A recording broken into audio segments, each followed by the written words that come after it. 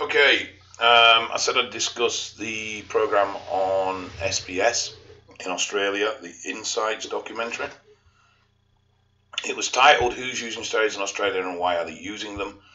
But it was also titled Sizing Up Steroids.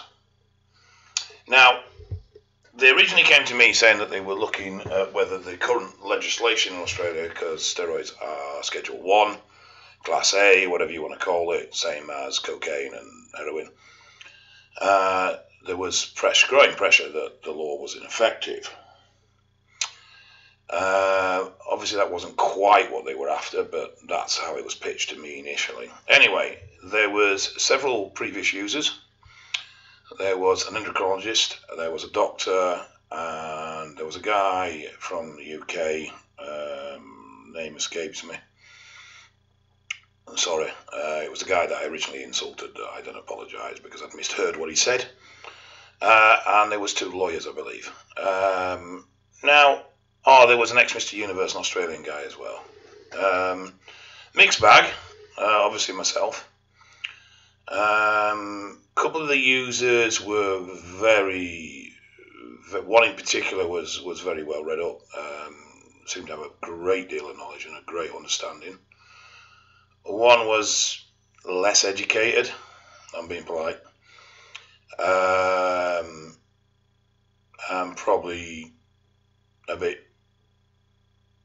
no, cringy is probably too strong a word, but he wasn't the best spokesperson for steroid use, let's put it that way. There was another guy that was reasonably educated. Then there was a guy who I really liked. He'd done it and had a lot of problems, but he openly admitted that was due to a lack of knowledge on his part. He wasn't blaming the drugs in any way, and he was very accepting that his own lack of knowledge and his own poor management of his drug use is what caused him the problems, which I thought was quite refreshing, because it's generally people that fuck up that blame the drugs and never take responsibility for themselves. The ex-Mr. Universe guy, I found him a bit irritating. He had bits of knowledge, but he had bits of bro science, and he had bits of utter bullshit, and stuff like ACG didn't do anything at all, and various other aspects like that, and was a little bit confused as to how HPTA shutdown occurred and what the functions were within that, because he got into the subject of PCT at one point. The lawyers were very supportive of a law change. They just felt that the current legislation was useless. And see, originally it had been classed as Schedule 1 because there was the theory that there was a large involvement in biker gangs in the supply and manufacture of steroids in Australia, when in fact most of the gear in Australia comes from the UK. And that's been confirmed by Australia Border Force. So as a result, there are no organised crime, or very little organised crime involvement. In fact, someone put a figure on it in a study of about 12%. Recently, another study has shown that that is not the case, and is shouting for a change in legislation. So both the lawyers seem very supportive that current legislation was poor and ineffective and just wasn't doing the job.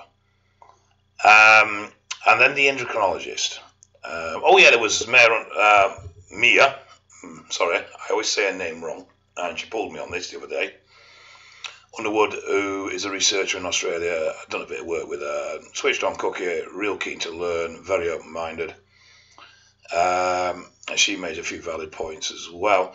Now, the endo stated that PCT drugs were myths, that there was no evidence at all to support the use of Clomid, Novadex, or HCG, despite the fact that HCG is actually used in fertility and is used in hypogonadism. I know the Edinburgh Royal Hospital actually has patients on HCG instead of putting them on TRT.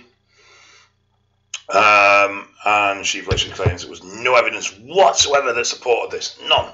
Nothing. Which obviously we know there's a fucking bucket load of anecdotal evidence, which she dismissed as being absolutely waste of bollocks and no use at all. And yet it's normally anecdotal evidence that drives research, because it's patterns forming in users or participants in something, be it or sufferers from illnesses or users of certain medication, that initially sparks research into that medication. That's quite often how research is born. off the back of anecdotal evidence. So a complete dismissal of anecdotal evidence was ridiculous. Obviously, anecdotal's not factual, but it's a starting point.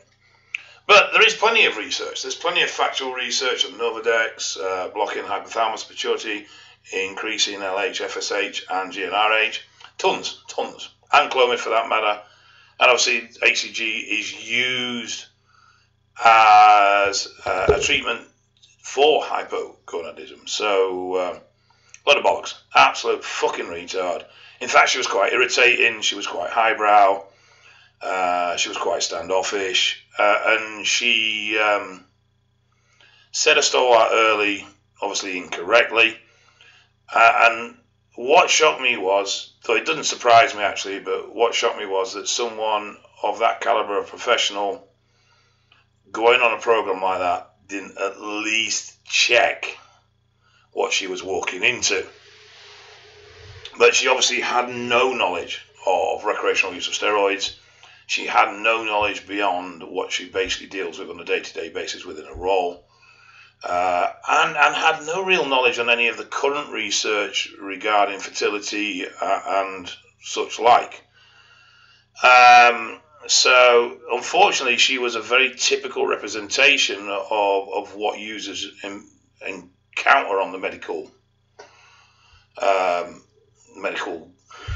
services. Sorry, I just lost my words there.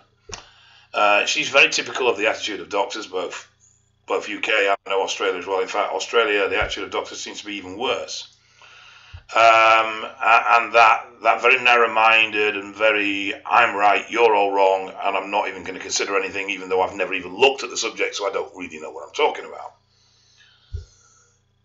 I took a bit of a pop at her, but it was very obvious from the presenter that she wasn't going to let me run my course. And I did find the presenter a little bit predetermined in her attitude. When I did the big questions on the BBC in the UK, Nicky Campbell took points made from both sides and then posed them to the opposing side. So, for argument's sake, we were discussing at the time usage in sports. Now, if someone had said something about health parameters or whatever used in sports, he'd come back at me with, well, is it safe to? You know, people are getting hurt. And then if I came out with a comment or a note about, well, look, it's already very well established in sports, we're really just hiding what's actually going on, then he'd go back to the woman from UKAD about that. So he took points and delivered them to either side. So it was very neutral in managing the argument and did it very, very well, actually. I was quite impressed with that about Nicky Campbell. Now, the woman that, I honestly can't remember her name, but the woman that presented this she came across as a little bit predetermined and a little bit already biased. She never took any of the challenges made against what the endo had said and put them to her. She never came to her for a response from those challenges. And unless that discussion was happening, interacting within the studio between two people, she didn't really, and even then she sort of tended to shut them down. But she did seem to focus on the users and why you're doing this and there's problems and have you had. So it did seem a little bit agenda driven. It did seem a little bit like she felt that steroids were bad and she was out to prove that. So I did feel that the presentation of the program was, quite frankly, fucking shit. Definitely not open-minded, definitely not neutral. And there was definitely strong overtones of an agenda or a predetermined opinion. And she kept going back to the users and why did they do it and were they having problems and all those sort of things rather than challenging everybody on an equal level. I mean, obviously she'd probably have no knowledge of the subject matter at all, so it wouldn't be easy on that point. But she could have used the points raised by other people as benchmarks to challenge, particularly the endo, because that was the one that was, she was the one that was basically reading that information that was a pile of fucking dog shit. Now, there was another doctor, a Chinese guy, can't remember his name, very refreshing. This guy openly welcomed users into his clinic, offered the best support he could within the parameters that he had medically. and obviously what was allowed within the law within the country to do. Very supportive of users, very understanding of problems, and very much a case of, well, look, I don't agree that you use, but if you're going to use, let's keep you as safe as possible. So I was offering blood works and support of that nature. That was fucking brilliant. That guy, really, really impressed by him, really impressed by his open-mindedness and the fact that he was accepting that whatever legislation, people were going to use this stuff, and therefore the second best thing was to keep them safe. But the endo was just, she was so, you can watch it. I'm going to put the link in the comment section, well, in the description section underneath, and you can watch it for yourselves. But the endo was just so dismissive. They're bad, they don't work, they don't get you big, all sorts of bollocks like this. PCT doesn't work, those drugs are all myths, etc, etc, etc. And it's a shame, because it's that sort of attitude that drives people away from the medical community and towards people like me or several of the other people out there that give steroid advice. But unfortunately, there are people out there giving steroid advice that get it wrong. I watched a video, someone showed me a link this morning, how PCT is bad. The individual was stating that never use PCT, irrespective of how long you're on. Run HCG throughout the cycle, which is, by all means, a very good idea because it will help stop Leydig cell deterioration, and that was his reasons why. But he did claim that it would keep your own systems running, which is not true. It protects the cell, but it doesn't allow production of test. And then he went on that if you've gone on for 6 or more months, then you really should do treptrolin afterwards to restart your pituitary and your hypothalamus, which is type 2 hypogonadism. But he didn't just completely discounted Clomid and Novadex, and he could discount it because basically he didn't get on with it.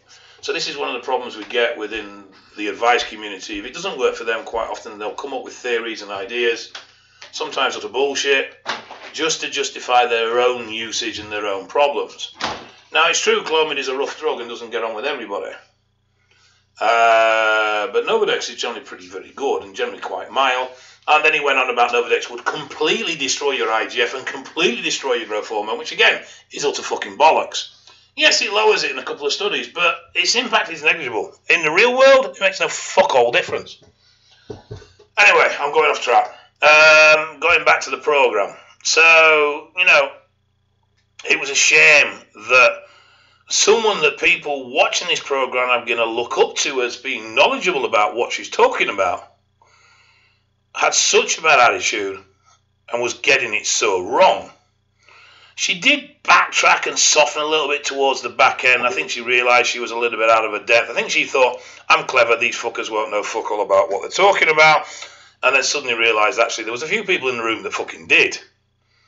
But it's a shame because public watching that are going to assume that she knows what she's talking about because she's an endocrinologist. And she didn't. And it was a shame that the presenter didn't challenge her on the aspects that she'd fucked up on. But sad it is. So, overall, there were some good contributors in there. Obviously me. No, seriously, one of the users I was really impressed with. And the doctor was good. And it was refreshing to hear the lawyer's point of views as well. But it just seemed tainted. And it was a shame that the presenter couldn't handle it in the same way the Big Questions had on the BBC, because that took both sides, both point of views, and pushed them either way. So there was a proper discussion and argument. I felt very clipped. I ended up sitting 3 hours in a studio on a very uncomfortable stool for literally about 5 minutes of airtime. But unfortunately, I understand that it was costly and probably impractical to get me out there, but I would have liked to have really got into things in a much bigger way, and I would have liked to have started getting into the impact of the law over here and how that's impacted users and its effect of how our law situation is with supply being illegal but use and possession being okay. Anyway, it is what it is. I'll put it in the comments, in the description, and then you can make of it what you will. So, goodbye.